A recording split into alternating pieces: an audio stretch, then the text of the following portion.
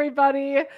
We're back at Ask an Expert, and we have a very much anticipated guest with us. I know that you know who our guest is, and I know that everyone's been looking forward to this, especially me. I feel so lucky to get to be the host this week.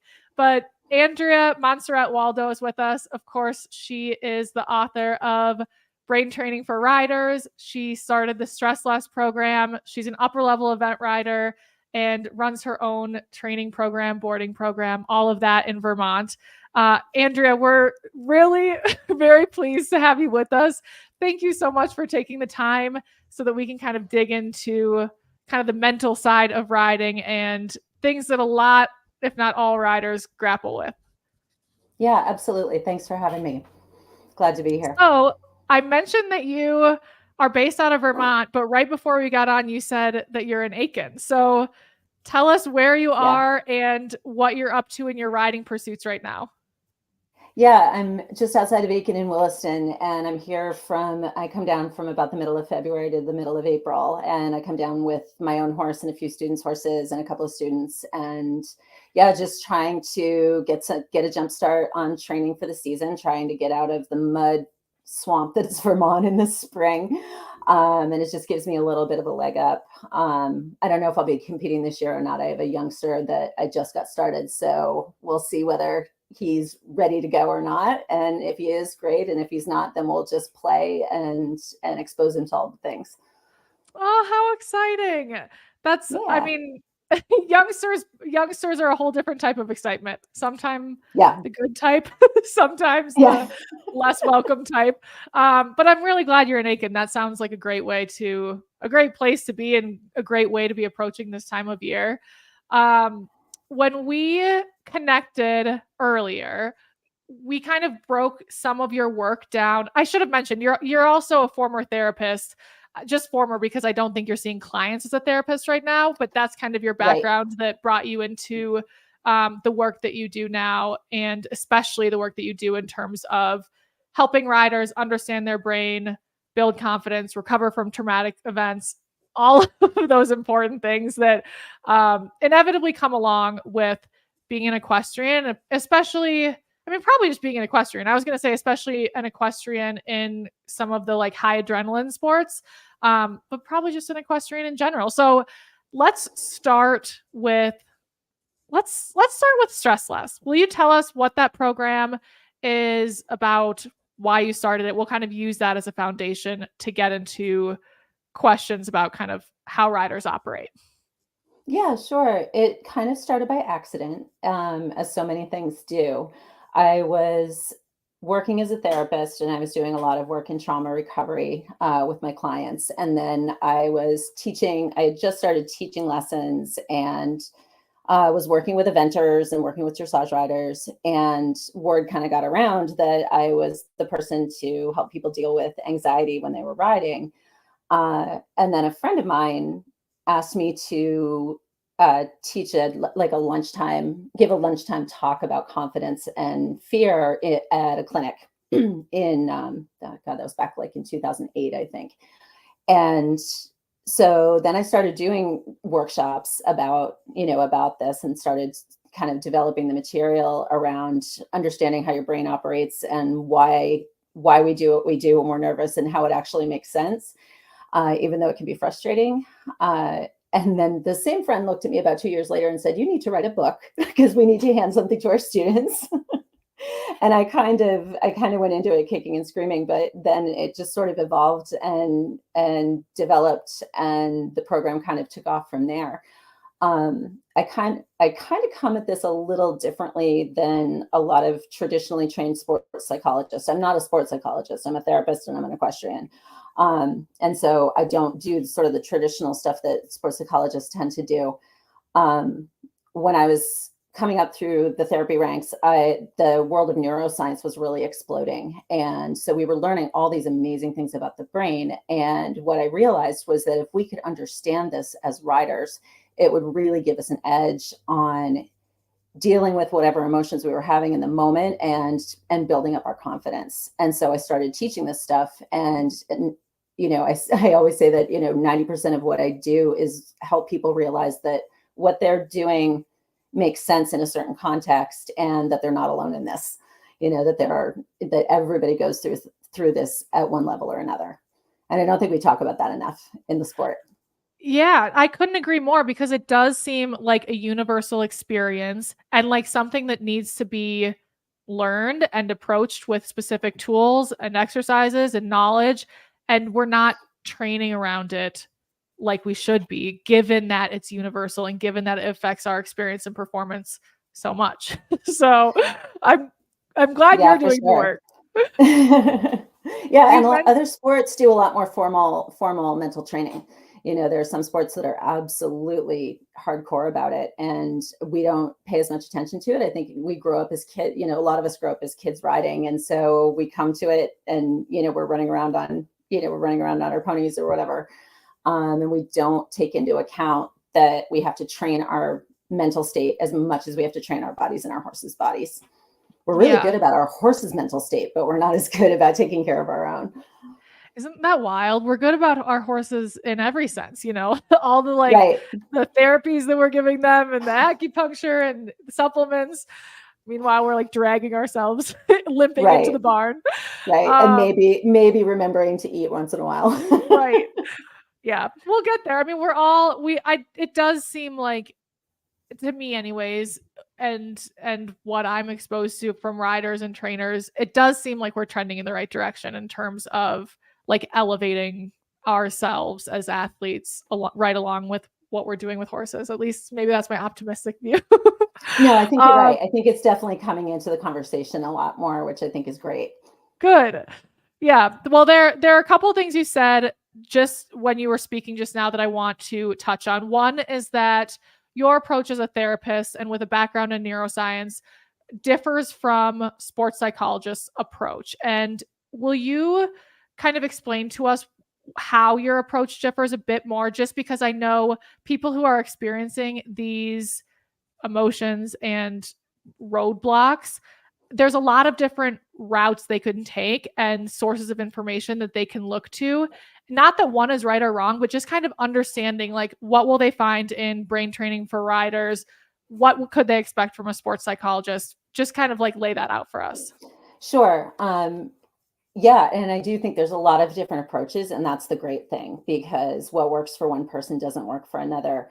And if you think about sort of the classic ideas of sports psychology and building confidence, there's a lot of visualization exercises, there's a lot of relaxation work, there's a lot of very formal training that goes into it. If you ever watch the US ski team at the top of the mountain before they go in for their race, their eyes are closed, their bodies are moving, they're literally visualizing their whole race. And that works really well for a lot of people, but it doesn't work for everybody. And also considering that a huge portion of our sport is adult amateurs who squeeze in riding between life, family, work, all the things. There's, giving them one more thing to do seemed really unfair.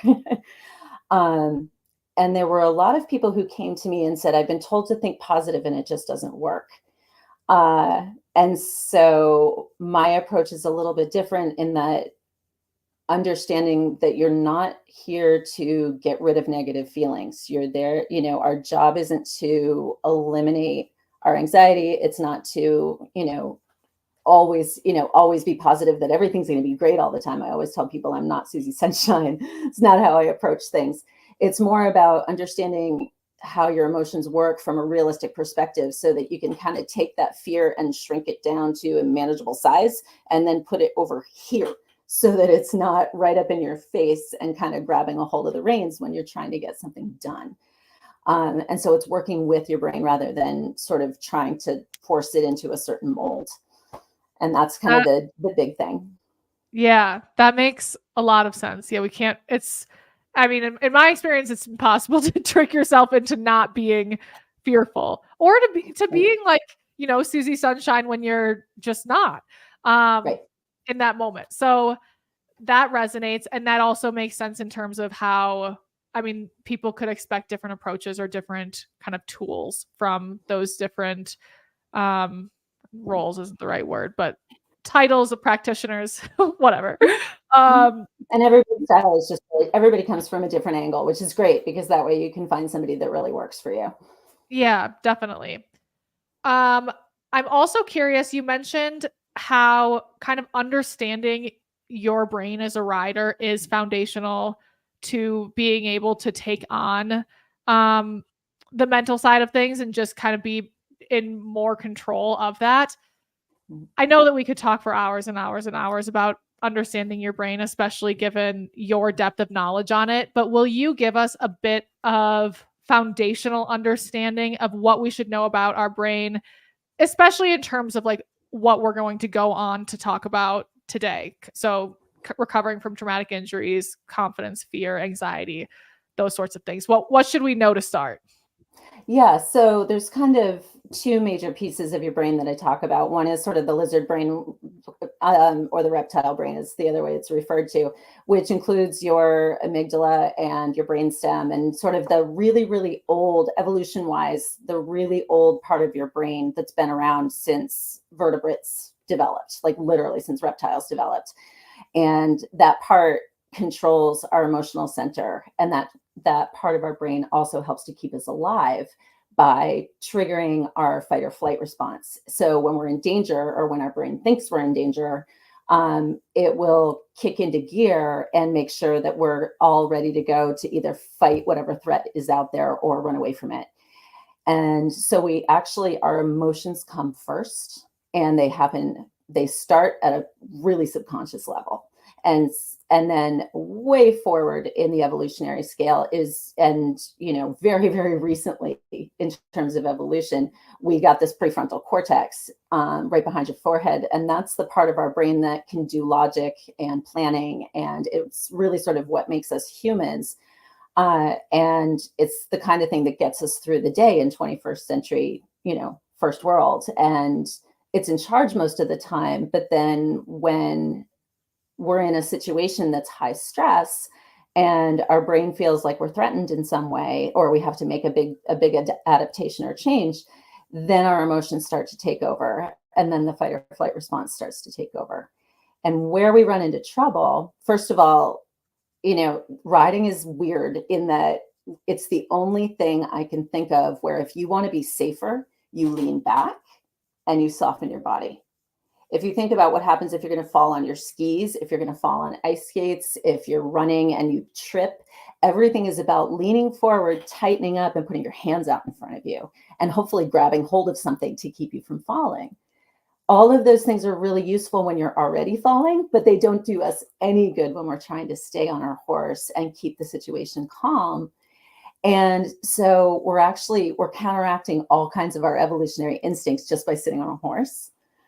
And so because of that, we're in this state where our fight or flight response can be really present. And then the other piece that happens in that danger situation, or what our brain thinks is a dangerous situation, is that the prefrontal cortex actually shuts down. It goes offline. And that's why we can't think straight when we're nervous. It's because we literally don't have that part of our brain to access. And it's why we can't do what we know, because it's not available to us at that moment. It makes a lot of sense because it takes too long in a threat situation to think about what you're going to do. If you think about whether you're going to run away or you're going to fight something, it's too late. And our fight or flight response keeps us from things like, in that moment where you're picking your horse's hoof and all of a sudden you move your foot without realizing, and then your horse stomps down. That's your fight or flight response kicking in without you having to think, oh, he's about to yank his foot out of my hand. So it protects us, but it also gets in our way when we're trying to ride. Okay. That's great info, but this bad news because right? You don't want to be on a horse with your prefrontal cortex shut down. Right. When this is happening, and I mean, by no fault of anyone's, because it sounds very just like innate that the emotion comes up, the fight or flight kicks in, the prefrontal cortex shuts down. So this, how do people not overcome it, but how do people become better at this or avoid the situation happening altogether, so that they are more in control when they're on their horse more often. Yeah. It's not about getting rid of it, but it is about sort of learning to work with it and recognize it before it has a chance to get so high that it does shut off the rest of your brain. And so if you can get really familiar with your own early signals that your lizard brain is amping up and that you're feeling a certain way, then you can kind of intervene sooner rather than later. We're really good about doing this with our horses. We start to anticipate, like we know if if their head goes up or if their ear goes in a certain direction, or you feel that sort of ball of energy underneath the saddle, something's about to happen. And we kind of sense that without having to think about it a whole lot. But because our own emotions are pretty, they start pretty subconsciously, we don't always recognize them until they're pretty amped. And so if we can think about it like, okay, what are the first signs that I'm getting stressed out? And, is it that I start breathing harder? Is it that my muscles get really tense and I start leaning forward and I start picking at my horse and, micromanaging every stride? Are there stories in my head about something horrible that's going to happen? And if you can kind of catch the early stuff, then you can go, okay, wait a second. That's my lizard brain wanting to take over. I need to settle my body and I need to get calmer so that I can think clearly again and I can decide what to do. And as cliche as it is, the very first step of that is you have to breathe. And is not a deep breath. I actually heard a great example from, and it's in the book. I stole this from a 7-year-old child. She called it a soup breath. And so you breathe in as deep as you can manage, but then you breathe out like you're blowing on your soup to cool it off. And it slows down your exhale. You can't make your breathing deep on an inhale if you're already stressed because your diaphragm's really tight. And so, but if you slow your exhale down, that helps to soften your muscles. And then you can take another deep breath. And it's not just a question of getting like oxygen into your body. It also triggers the mechanism that shuts down the fight or flight response, which happens in your parasympathetic nervous system, different part of your nervous system. And so if you can get that part under control, you've already started to slow that response down. And then your thinking brain can start to come in. So if you can remember to breathe on a regular basis, if you're in a ring with letters, it's great. You can breathe at every letter. In your dressage test, you can exhale after every movement. In a jump course, you can remember to exhale on your landings. And if you can keep your breathing deep and steady, then it's easier to keep your thinking in play. I really love the suggestion to find like repeatable opportunities to insert the exhale and reminders to insert the exhale, because I could see it being very easy to be like, all right, I feel the tightness in my chest. Andrea said now's the time to breathe, and doing some breathing and then getting amped up again. Right. And it is, as much as everybody would love a cure to this, there's no cure. It's a practice. And so you do have to be really aware of it on a regular basis. But the more you practice when things are going well, the easier it is to manage it when you start to get stressed out. Just like we train a lot of stuff at home before we go to a show, and we don't expect our horses to be 100% their best selves when we get to the show. We're the same way.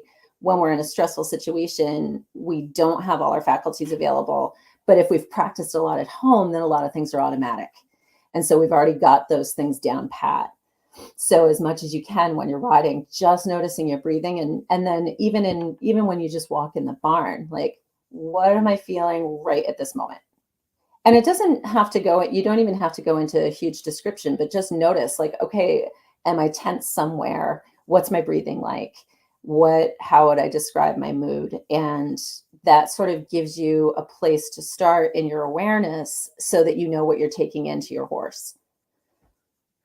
Okay. So even when you're not feeling, or not even but when you're not feeling anxiety or this like heightened emotion, that's your opportunity to find awareness, practice the breathing, so that those things are kind of tools in your toolbox when you're going in the show jump ring and it's getting real. Exactly. Yeah, it's just like every other riding skill we have. If you wait to do the thing until the high anxiety situation, you'll never be able to implement it. You have to practice it on a regular basis. And just like everything else that we do, as you practice more, it gets better, it gets easier, and you get more familiar with it. And you also get less afraid of the stressfulness itself. I had a conversation with a trainer of mine years ago, and I asked him, when do you stop wanting to throw up when you go in the start box? And he just shrugged and said, never. You just, how else would you expect to feel when you go out to do something really hard that's important to you? And I kind of went, oh, so, and this guy, he jumped around Kentucky multiple times and had been on world championship teams.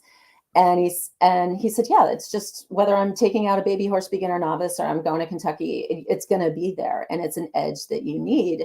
And what that gave me was I stopped being stressed out about being stressed out.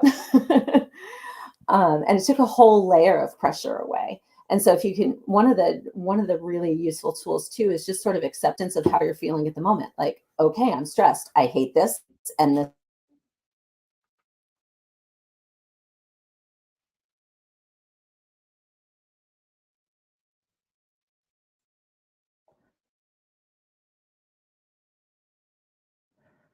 We might have lost Andrea for a second. If you're watching live, tell me if you can still hear Andrea. I've lost her. There you are. Go. I'm back. Did you Amazing. Get me? Okay, yes. Sorry. That's okay. Yeah, my internet dropped out of nowhere. I was just getting ready for a monologue, which we've had to do before. But I'm so glad you're back because I had nothing intelligent to say. So when we lost you, you were talking about how it gave you, it kind of made you feel better knowing that it's okay that the stress exists. That's not something to be stressed about in itself. Right. That it's a normal part of everything that we do. So being anxious doesn't automatically mean there's something wrong. It's just part of how our bodies react when we're doing something that's challenging that we really care about. To me, that is an idea to like take a minute to let sink in, because I relate so much to feeling the emotion and then judging myself for feeling the emotion and being annoyed with myself for feeling it. And like, then it's all of this, like, I mean, the experience is heightened, but it's also like the disbelief in myself comes to life. But if I can embrace like this not this feeling is part of it and can be used to my advantage. Even like you mentioned that person can kind of see it as an edge. That's cool. Like you can lean into it instead of, what every other way. Yeah. And the thing is too, you don't have to feel a certain way about it. Like you can hate it. I hate the feeling that I have right before I go into the start box. It's awful. What you can do is realize like, I don't like this feeling at all. I can't wait for it to go away. And I also know that it's going to go away as soon as I jump fence 1. And then I'm going to remember why I'm here and why I love to do this. And so it's accepting it, and acceptance doesn't mean approval. You can be, you can be like, oh God, you're just sort of embracing the suck for a little while, to quote a friend of mine. I love it. Okay. That makes a lot of sense. I want to, aside from that out breath and doing that on a regular basis in kind of every situation, and being aware, like tuning into your awareness on a regular basis, is there anything else that we should cover in terms of bringing yourself down from that heightened state? And then kind of part 2 is this the focused calm that you write about? Yeah, it is the focused calm, and it's essentially softening your body. So I kind of give people a 3-step how to make any moment better in 3 steps. And the first step is breathe. The second step is soften your elbows and soften your seat. Horses don't read our minds, they read our body language.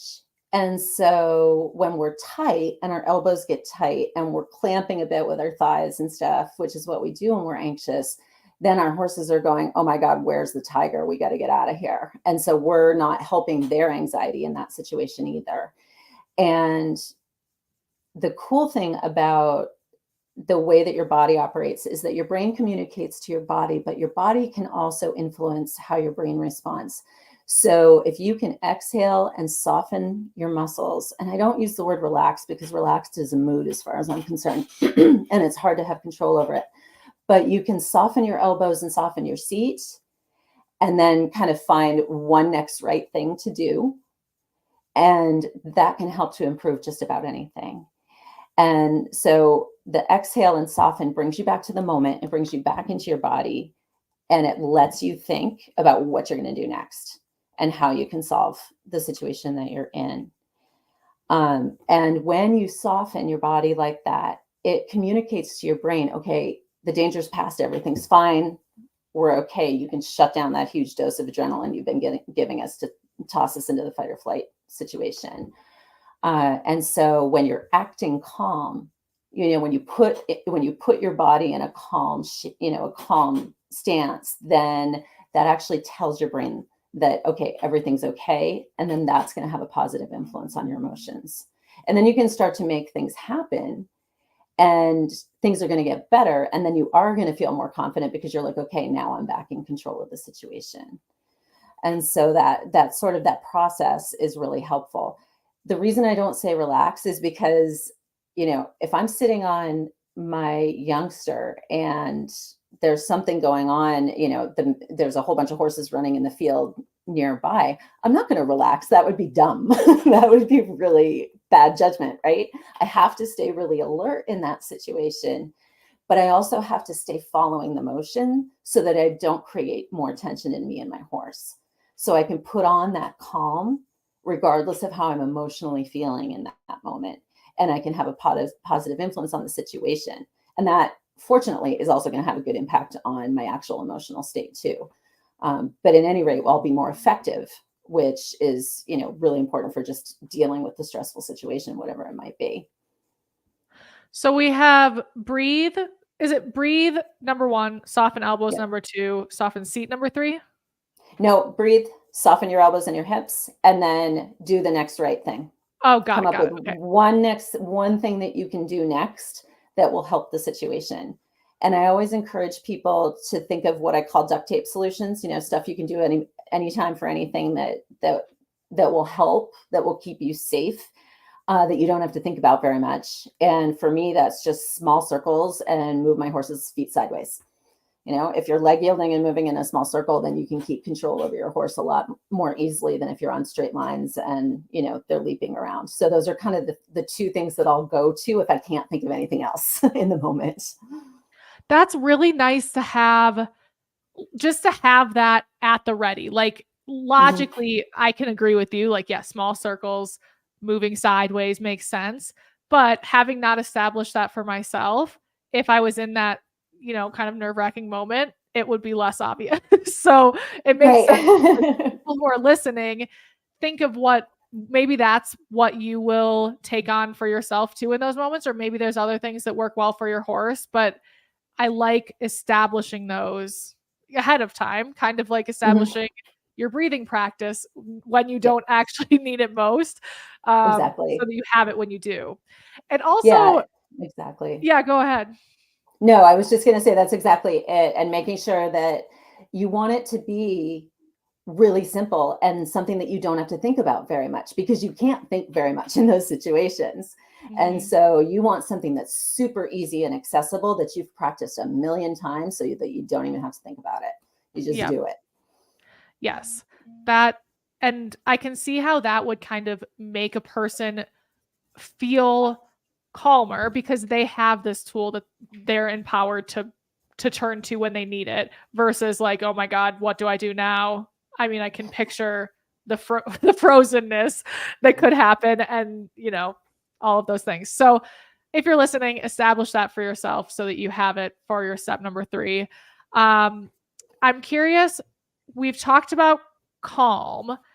How how does that differ from confidence? And I'm pausing there because I'm like, that sounds like such a stupid question, but confidence is kind of a hard concept to fully understand. Like there's false confidence that we've all seen at the horse shows or at the barn. You know, you see somebody who's like overfaced with a horse that they're on or overfaced with a level, and maybe they are telling themselves like, I can do this, but it's not the right time to be, you know, going gung-ho on that. What does true confidence look like? And is growing into that confidence just being really good at establishing your focused calm, or is it totally different? So again, I think of confidence as a practice that leads to a feeling rather than just a feeling. I think confidence is really a belief that you can handle whatever is going to be thrown at you at any given moment. And so it's much more about sort of your underlying beliefs about yourself and your abilities. And so knowing yourself really well, again, we're back to that self-awareness, is really important. And one of the things that I find a lot with riders is that we are really good at giving credit to our horses and really lousy at giving credit to ourselves and taking ownership of what we're good at. And one of the exercises I do in my workshops, and it drives everybody absolutely bonkers as they're doing it, is I make them write down 10 equestrian skills that they have. And I always give them a freebie. I'm like, okay, you can adjust your stirrups. And the rule of thumb is that if you can't pull a non-riding friend off the street and have them do it with no instruction, if they can't do it without being told how, then it's a skill. And we forget how much we know. We forget how much we've learned and what we've been able to do. And that we don't have to be the top of the top as a rider to have a skill. And if we don't own those abilities, we won't trust them. So if you don't think that you're good at, at dealing with a horse that's leaping around, when you come into my indoor, that's one of those big fabric clear spans, and the snow is sliding off the roof, you're going to be a lot more afraid and a lot more paralyzed than if you know, oh, I've got a good seat. And so you not only have to have the skill, you have to recognize that you have the skill. You have to own it.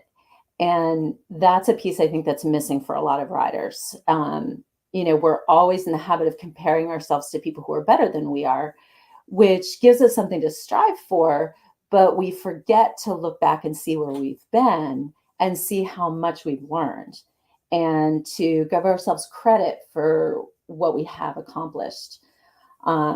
And that's definitely something that women have a harder time with this than the men do, I think. It's just sort of, it's gender roles. But I think that ownership of your abilities is a really important thing in order to build that sense of confidence. And then the other thing that people don't, I think, realize about confidence is it's not about things going well all the time. It's getting comfortable with being uncomfortable. And I wish there was a different answer because it's not easy. It's really hard to put yourself in those situations where you're experiencing discomfort. It's, we want to get out of there. That's the emotion that makes us want to leave things. But if you continue to put yourself in positions where you're slightly uncomfortable, then that, just like I was saying about not being nervous about being nervous when I'm getting ready to go into the start box, it's that kind of idea. It's okay. This is a slightly out of my comfort zone experience. I'm uncomfortable right now. And I also know that I can be uncomfortable and everything can be okay. And I think that's really the deep part of confidence, is that if you watch people at the top of the sport, not just put down a beautiful round or a beautiful test, but watch them get themselves out of trouble, they're amazing at it. There was an Olympic rider that literally pretty much picked up his horse and put it back between the flags at one point, when it was about to run out from a really skinny wedge. And he just you literally watched him go like that and just push the horse right back between the flags. And that happens because he's been in uncomfortable positions over and over and over, so that the discomfort doesn't take over. What takes over is his instincts to get the job done. And then you can be scrappy and you can do what you need to do. There's a video that's made the rounds multiple times. It's on YouTube of, I think it's Richard Spooner in show jumping, and there's a triple, and it's enormous. It's Grand Prix. It's huge. And the horse kind of goes through the first element. It kind of doesn't pick up its legs correctly. And Richard just sits up, drops the reins, and puts his arms out to his sides, and the horse finishes the triple, and he gets 4 points for a knockdown. And that's kind of the thing, is putting yourself in those positions, not that are hugely out of your comfort zone, but that are just a little bit out of your comfort zone, so that you can stretch without being terrified, and then your comfort zone will get bigger. And so that's kind of the process of building confidence. It's like, put yourself in the slightly awkward, slightly nerve-wracking place and stay there until it starts to become more comfortable. And then your skills build, your confidence builds. And so that's really the practice, I think, that helps the most. And I think it's really important to practice not only doing things really well, but recovering when things go badly. So I have my riders get left behind on purpose and learn how to slip the reins over teeny tiny little jumps. So you're not hurting your horse and you're not falling off a lot, but you're learning how to stay in the middle and get scrappy and stay in the tack until you get to the other side. And people hate it when they first do it. And by the end, they're laughing because they realize, like, oh my God, I can totally go with this. And so it's less intimidating the next time their horse gets in wrong and takes off funny, and they know that they can stay with it and they're not going to get tossed.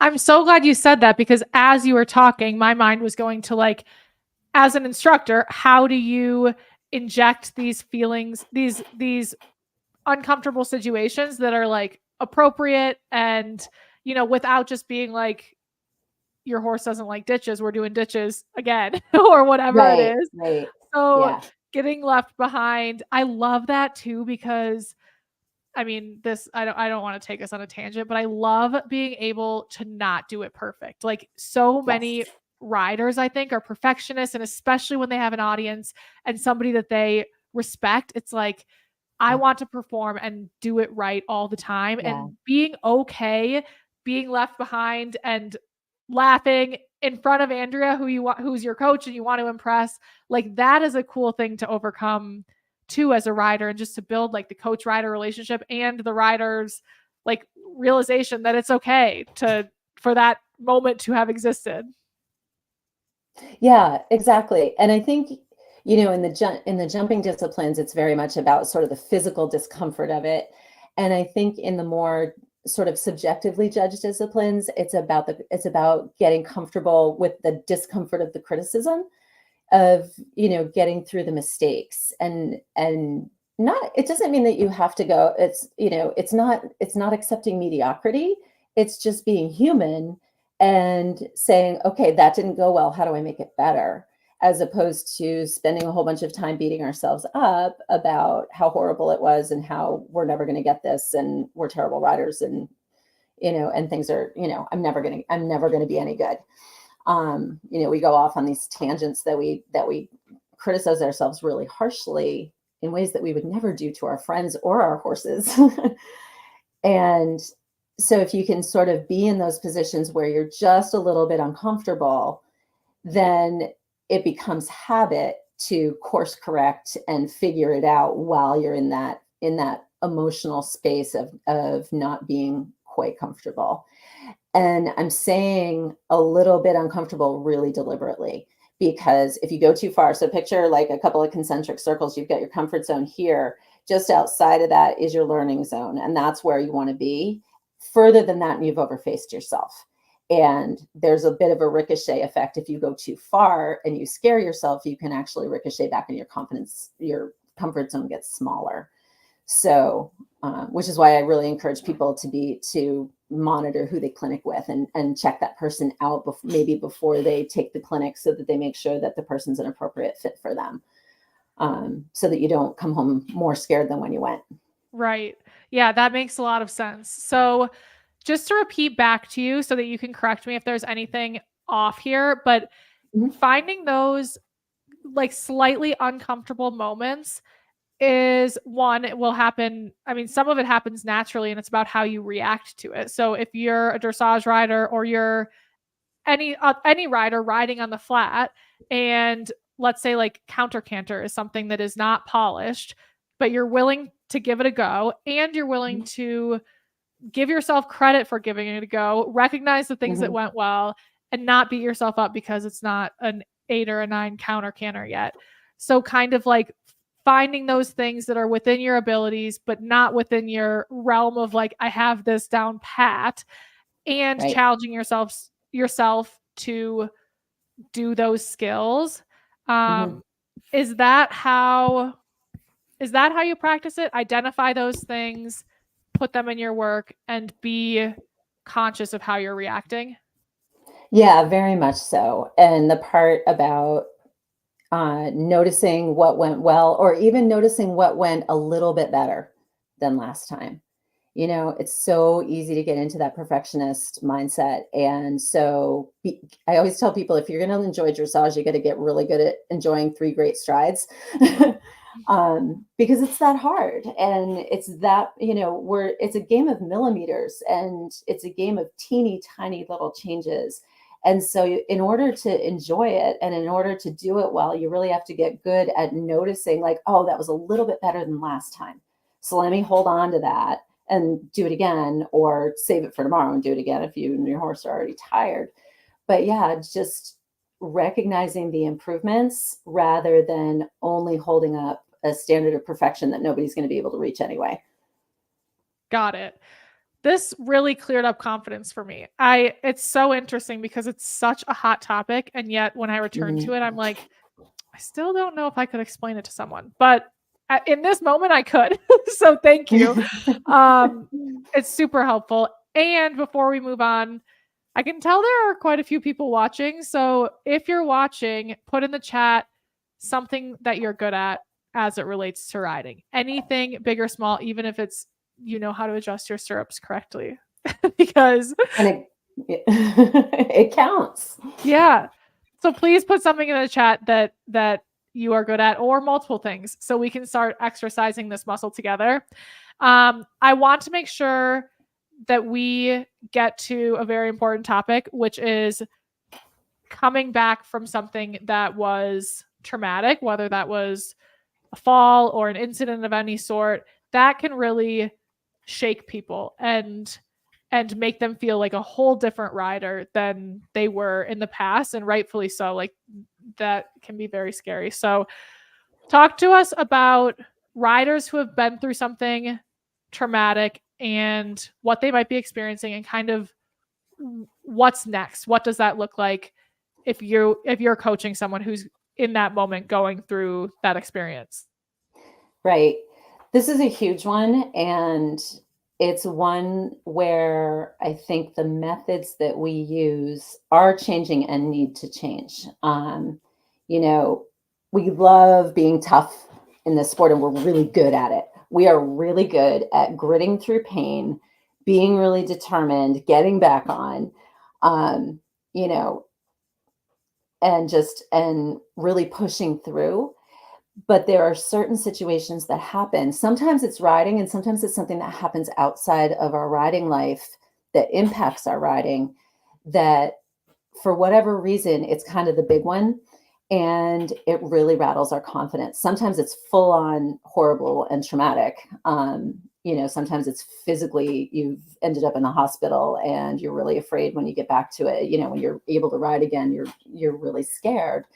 And sometimes it's, you know, I was living this a bit this last year because I had my hip replaced and my riding, you know, my ability to stay with things had really deteriorated. And so now that I've got a new body, it feels great, but I also have to kind of relearn things and learn to trust my body again. What I always tell people is that psychological injury is exactly the same as physical injury. You just can't see it. And you would never if your horse bowed a tendon, you would never drag him out of his stall the next day, pull off his wraps and say, hey, suck it up, buddy, we're going jumping. But we literally expect ourselves to ride on a bowed tendon when we expect ourselves to just dust off whatever happened and get back on like nothing ever happened. It would be great if it worked that way. That's not how the brain functions. Our brains are designed to try to protect us. And so when something really dramatic has happened, or something that was almost really dangerous, there are a lot of different things that can make it happen. Our brain really shuts us down. It says, no, we don't want to do that anymore. We're going to stay away from that. And it's really painful, and it's really, it's incredibly frustrating for riders because we all live to do this. We love it so much. And so to go in the barn and feel like, I don't know if I want to do this is, it really hits us where we live. It's important to realize that you have had a psychological injury at that point, and you need to rehab it the same way you would rehab your horse's bowed tendon, which is that one step at a time, and it takes as long as it takes. And you have to be willing to take 2 steps forward and occasionally take 1 step back in order for it to get better. If you think about rehab from any injury of our horses that requires any length of stall rest and all the rest, you're finally off of stall rest. You're really excited. You're going to be able to hand walk. You hope to God they keep all 4 feet on the ground. And you are really careful about it. You start with a couple of minutes and then you put them right back in the stall, and then you add a minute the next day. We're so meticulous about that. And you can come back from a scary experience in the same way, where what I recommend for people is to pick an activity with your horse. And sometimes people can't even go to the barn. Like parking in the parking lot will make them have a panic attack. It's just how your brain sometimes reacts. Doesn't mean anything about you as a person. It's just that you've got this injury that happened, and it's not your fault. It was out of your control and it happened. And so if you can kind of give yourself something to do, that if you think of your fear on a scale of 0 to 10, with 0 is I'm totally fine, and 10 is I'm panicking and I can't function, you want to pick something that's about between 4 and 6 on your stress scale, and do that thing until your anxiety goes down by 2 points, and then stop for the day. And then the next day you come back and you rank it again, 4 to 6. The thing to remember is that sometimes what gives you that 4 to 6 rating normally gives you a 0, but today it gives you a 4 to a 6. Yesterday it was a 2, but today it's a 6.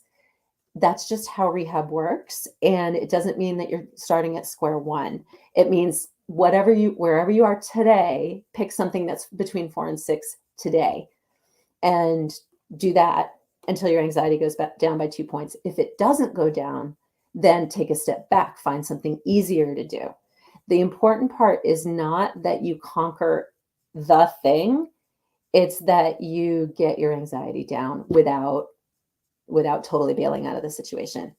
And for some people, that's literally going to the barn and brushing their horse. Sometimes it's just thinking about jumping a jump. Sometimes it's, I had one woman that I worked with for a while, who thought we were ready to get back in the saddle. And so she got on and she immediately had a panic attack. So we got her off, we got her distress level down. And then I led the horse around, and she walked around with her hand on my horse's hindquarters until her distress level went down a couple of points.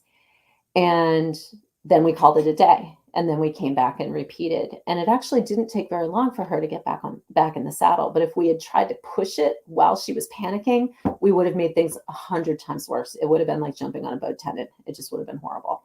So take as long as it takes, and give yourself that sort of, okay, am I between a 4 and a 6? As soon as you're over a 6, you can't think straight, and you're going to re-traumatize yourself instead of making things better. Doesn't matter if you think it should scare you. It does. It sucks, and it's okay, because that's just how your brain is right now. It's not your fault. It doesn't mean you're not any good. It just means that, and it doesn't mean that you're going to be like this forever. It just means that it's hard right now.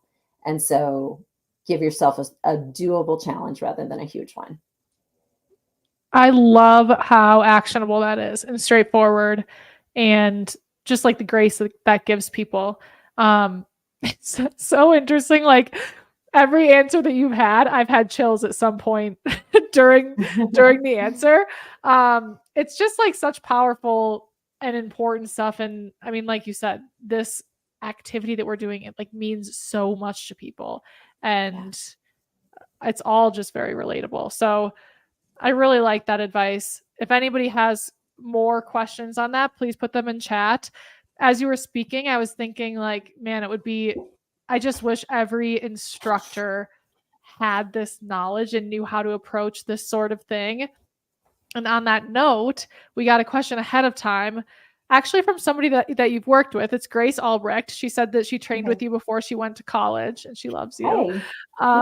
She's She awesome. said, I would love to ask Andrea what basic tools in the toolkit trainers should have to be the most supportive to their students. For example, it seems like some trainers don't know how to react when their students get upset at competitions. It's kind of a big one. Sure. Yeah, and I think one of the things for riders to remember is that trainers don't normally get training in this stuff. Like I know this stuff because I have a master's degree in it.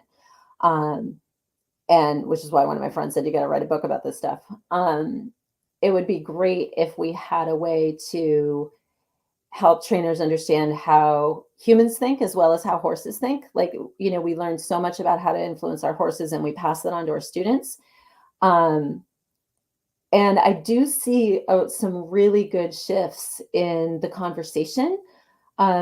Just yesterday, I think it was, Lauren Spryzer posted a Chronicle blog about sort of the human training scale, like what riders need to learn. And I think there's going to be a really cool conversation about that. And, one of the things that she put in there that riders need to learn is mindfulness, that ability to be in the moment and be aware. So I think just recognizing that really that horse emotion and human emotion are very, very similar. And that if we're stressed out enough, we can't think straight, just like our horses can't think straight if they're too stressed out. And so we have to, and that everybody's different, and that what works for one person doesn't work for another. And as riders, I think one of the ways that you can be a really good learner and a really good student is to really be proactive in telling your coach what you're learning about yourself and sharing it with them and saying, hey, I just figured this thing out, that if I do this, it helps me to calm down and get out of my head and get back into my moment and back into riding. Because your instructors really do want to help you. They just don't always know, they don't necessarily know how you're thinking about things. And the more they know, the more they can do for you. It'd be great if all of us had, if all of us started from little kids learning about emotion and how it affects us. And it's getting better. But some people know more than others. So don't be afraid to, talk to your coaches about this and say, hey, this is what I learned about myself, and this is how you could help me. That's really cool advice. Yeah. Help them help you. And then they have that knowledge how in all the situations that you guys will face together, like, the cross country warm up. If you have previously told your trainer, how you can kind of come down or feel better or be instructed in a productive way, that makes a lot of sense, that it just really enables them to do their job better. Yeah. And just like practicing your skills before you get to the show, have that conversation long before you get to a stressful situation, because it's too hard to have when you're already worked up. I don't know about you guys, but I'm completely inarticulate when I'm that stressed out and I don't come across well.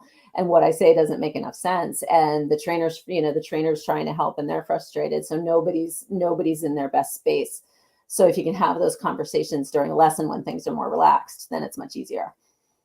Something I really like about that too is it makes the rider tune into those things. Like I couldn't tell you really what type of instruction or activities are most productive for me, but if I keep that in my mind throughout, riding, instruction, things like that, then I'm able to be like, have the light bulb go off and tell myself too what works, so that I have that understanding versus not ever really giving the attention to like the learning style or all of these things that is deserved.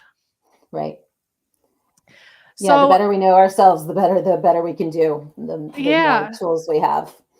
For sure. It's interesting too, because that helps you as well. Like you mentioned vetting clinicians and even maybe like vetting future coaches, whatever it is. Mm-hmm. If you have that knowledge about yourself, that can kind of help. The question I like to end with is, I'll tell you what it is, and then I'll tell you that you've already answered it a lot of times, but maybe there's something that we can get into. But I like to ask guests to give listeners a challenge for the coming week. So it could be like the most basic thing that you can think, like a very, like doable challenge. So for example, we spoke to Coach Tony Sandoval, and I believe he gave us a challenge to like, go for a walk under 10 minutes outside. Just put that in your day one of the days this week. The great thing about this conversation is I have like 12 action items written down, whether it's, like practice that breathing during your next ride, find the repeatable thing that you can do it throughout your entire ride, talk to your coach. Like all of these things have been actionable throughout the conversation. That said, I'm still going to pose the question, is there anything, literally anything, that you would like to challenge listeners to try this week? I think there's two. One is the breathing, just throughout your whole day, not just in your ride, but throughout your whole day. Just anytime you think of it, just notice how your breathing is. Notice if it's deep or shallow, or if you've taken a deep breath in a little while. Concentration makes us breathe shallow too. So if you've been focusing on something for a while, you may not have taken a deep breath. So just notice your breathing, take a deep breath, let it out. That's kind of the first domino. If you tip that one over, then it has this positive ripple effect on so many other things that's a really good foundational one to start with. And then the other thing that I really encourage everybody to do is spend a couple minutes every day remembering why we do this and why you do this specifically. Because it's easy with all of the hard work that we put into it. Sometimes we forget to just enjoy the fact that we love horses and that we get to do this. And how cool is it that we get to do this? So spend a couple of minutes just going, oh, wow, I get to do this. This is really cool. And remember your why. Because I think it's important to come back to that, especially as we're going into, competition season and we're all really focused on our goals and all that kind of stuff. I think it's really important to not let it suck the joy out of the whole thing. Yeah. I love those challenges. I can see people walking a little lighter on their feet already if they take that advice. Well, that's wonderful. For people who are interested in like staying with you, following you, where can they find you, whether it's on social media or elsewhere? And is there any way that they can support you? Yeah, so I'm on social media at Stressless Riding. I'm on Instagram and Facebook. I am not on Twitter or whatever you call it now. And then I'm at stresslessriding.com. And you can find out how to contact me. I always tell people to, whether I'm at a workshop or a podcast or whatever, if there's something that you wanted to ask and didn't get a chance to, or you felt too shy to, like, don't hesitate to drop me an email, because I'm happy to have a chat over email. And then if people are interested in the book, Brain Training for Riders, I would really encourage you to get it from Trafalgar Square Publishing, which is my publisher in Vermont. It's a lovely small publisher that does all kinds of horse books. We love them. They're so fantastic. And so they're at horseandriderbooks.com. Because the big guys don't need any more of our money. Right. Let's give it to the small publishers. Totally. When you host your workshops, are they all in person? Do you ever do them virtually? I do them virtually. I actually just did one a couple of nights ago. The virtual ones, as is true with a lot of things, they're valuable, and also the personal interaction of a live one is great, because the interaction that happens between people, that's so much easier in a room as opposed to on a computer screen, is really special. And I think what people who do the live clinics get out of it is that sense of, oh, I'm not alone in this. every time I get together with a group, someone will say, oh, this thing really stresses me out. I have a hard time with this. And somebody else goes, you? I never would have imagined that about you. And I feel so much better now because I thought I was the only one who felt that way. I read a lot of permission slips of, yes, like it's fine to feel this way, just, Yeah. But yeah, but virtual is absolutely, is a possibility. And, the pandemic's opened all of that up for us. Yeah. So we do a lot of online stuff now. Is your workshop schedule, whether it's live or virtual, is that something that's on your website or socials? It should be, and it isn't at the moment. I've just gotten the calendar kind of sorted, and I need to get everything up on the website and get it out on social media. Good. I know people will be excited to find a way to work with you more. There's already comments in the chat about it. So those are the places that you can find Andrea if that's something you'd like to do. I think a lot of you have the book, but like she said, like, please get the book if you don't have it, so you can dig deeper into these topics and get it directly from the publisher. So and you can get it on audio as well. So it is on Audible. Cool. So the audiobook is out. Did you do the audio? I did, yeah. Oh, that's awesome. Yeah. Wonderful. Well, now, more to listen to on your commute to the barn and mucking stalls and all those things. So thank you so much, Andrea. This was such a treat. Like, right when we get off, I'm going to review my notes because that was just like value packed, and we knew it would be. Like, when we heard that you were willing to be a guest, it was very special because there's so much important information to learn from you, and really, like, I think it's correct to say, like, life-changing information. This is such an important aspect of all of our lives, riding, and being able to deal with these parts of it that can insert a bit of a cloud is really important. So thank you for giving us some of those tools, and we just really appreciate you. Thank you so much. It was a real pleasure talking. And thank you